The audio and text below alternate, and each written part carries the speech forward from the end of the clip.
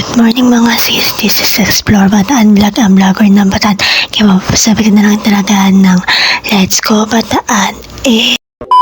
At yun nga, nagkakising na nga tayo sa mga oras na yan. At nagpakuyot nga lang tayo.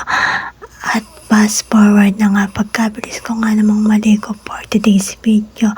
At tamang pakuyot lang tayo sa camera. At nagsasalita nga lang pala tayo sa mga oras na yan. At sorry na agad kung hindi ako nakakapag-upload ng video ko or hindi na ako madalas maging active kasi medyo na busy. So, babalik na ulit tayo sa pagpa-vlog. At syempre, pinag-iisipan ko na rin kasi yung content na gagawin ko. Syempre, gusto ko ma-inspire at may matutunan kayo. At syempre, yung gusto ko, yung magugustuhan talaga ng mga viewers or manonood ko yung video or content na gagawin ko.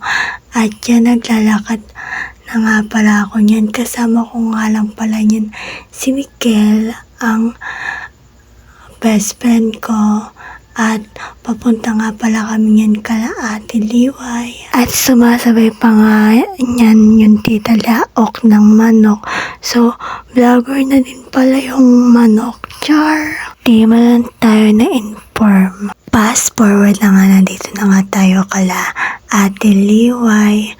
So, dahil vloggeristic tayo, kailangan nating i-vlog at i-content dyan. May pinirmahan lang kaming form para sa ayuda at napakalakas nga ng ulan sa mga oras na yan, kaya nakapayong tayo kasi baka maulanan tayo. Syempre ayaw nating magkasakit, no? Baka pag nagkasakit tayo hindi tayo makapagsimba.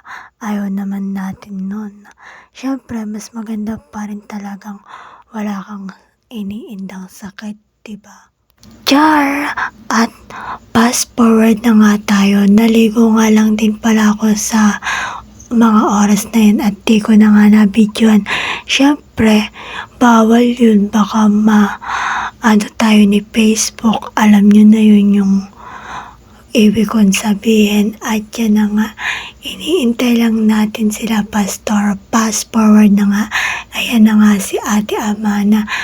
Nakasakay na nga pala kami yan at papunta nga pala kami yung ibaba. At yan nga pala yung daanan papunta ng sementeryo at nakaano na nga pala ako dyan. At pagpasensyahan nyo na nga pala yung aking boses. Medyo paus tayo. Kabo voice over yan at kaiinom yan ng malamig na tubig. Char!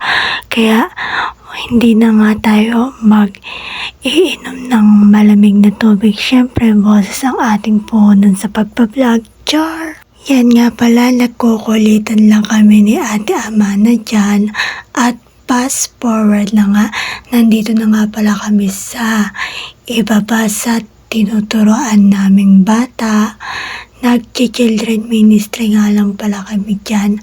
At ayan nga pala yung tinuturoan naming mga bata. Sa ibabayan, malapit sa Draga. At tamang pakit nga lang tayo sa camera niyan. At dyan, nakasakay na nga pala kami tricycle niyan. At papunta na nga pala kami sa pinabayable studyhan namin sa Kupang. At dyan, nakatulog na nga pala si Ate Amana sa tricycle. Antok na antok ang bebe naming mahal na yan. Fast forward na nga, nandito na nga pala tayo sa Kupang. Pagkadating nga namin dito ay wala si Nanay Julie. At may pinuntahan daw sila, pumunta silang Central. Kaya nag-decide si Pastor na next Friday na lang at hindi kami makakapagturo bukas kasi marami kaming tuturuan ng mga bata. At hindi nga kami nakapagturo kala brother then ay pumunta kami ng Talisay at doon kami nagturo ng mga bata. At yan nga pala ang cemetery ng Memorial.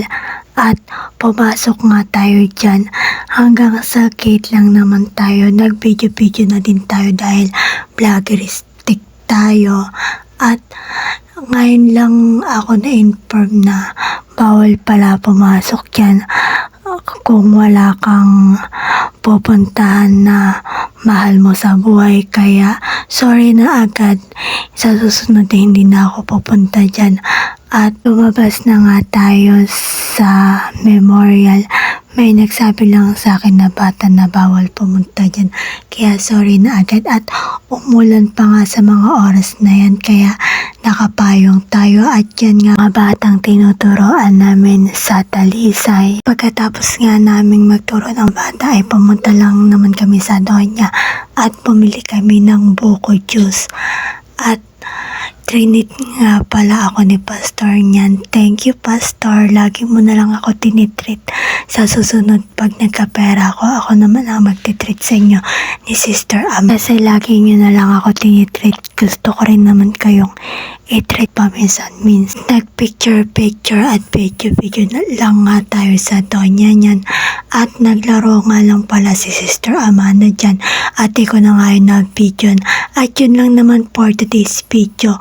Huwag nyo nga pala kalimutang mag-like, comment, share, and follow sa aking Facebook page. At mag-subscribe na rin kayo sa aking YouTube channel. At yun lang, bye. God bless. Salamat sa suporta. I love you all. Mwah.